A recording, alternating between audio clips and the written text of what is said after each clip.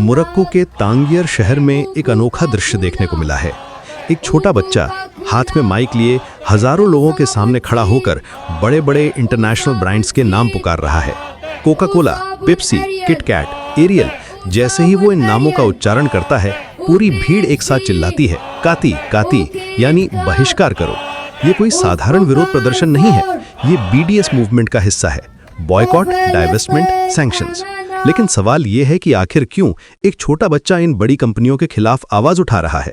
क्या वजह है कि मोरक्को जैसे देश में लोग अमेरिकी और यूरोपीय ब्रांड्स का विरोध कर रहे हैं? इसकी जड़ें फिलिस्तीन के मुद्दे में छुपी हैं।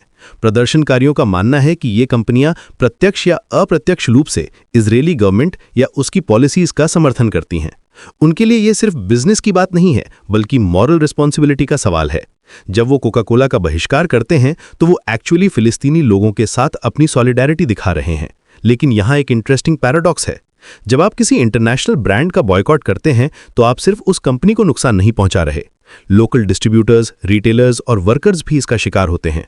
मोरक्को में ही हजारों लोग इन कंपनीज में काम करते हैं, उनकी नौकरियां भी खतरे में आ सकती हैं। फिर भी BDS मूवमेंट के सपोर्टर्स का कहना है कि इकोनॉमिक प्रेशर ही वो भाषा है जो कॉरपोरेशन समझती हैं। जब साउथ अफ्रीका में अपार्थाइड के खिलाफ इंटरनेशनल बॉयकॉट हुआ था तो उसने काफी असर दिखाया था।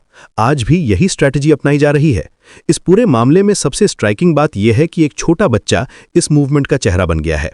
ये दिखाता है कि पॉलिटिकल अवेयरनेस अब सिर्फ एडल्ट्स तक सीमित नहीं है। नई जनरेशन भी ग्लोबल इश्यूज को समझ रही है और अपनी आवाज उठा रही है। तांगियर के इस प्रोटेस्ट ने एक बार फिर साबित कर दिया है कि आज की दुनिया में कोई भी इशू प्योरली लोकल नहीं रह जाता। मिडिल ईस्ट में जो कुछ हो रहा है उसकी आवाज नॉर्थ अफ्रीका के बाजारों में भी सुनाई दे रही है। ये ग्लोबलाइजेशन का एक अलग रूप है, जहां सॉलिडेरिटी भी बॉर्डर्स पार करती है।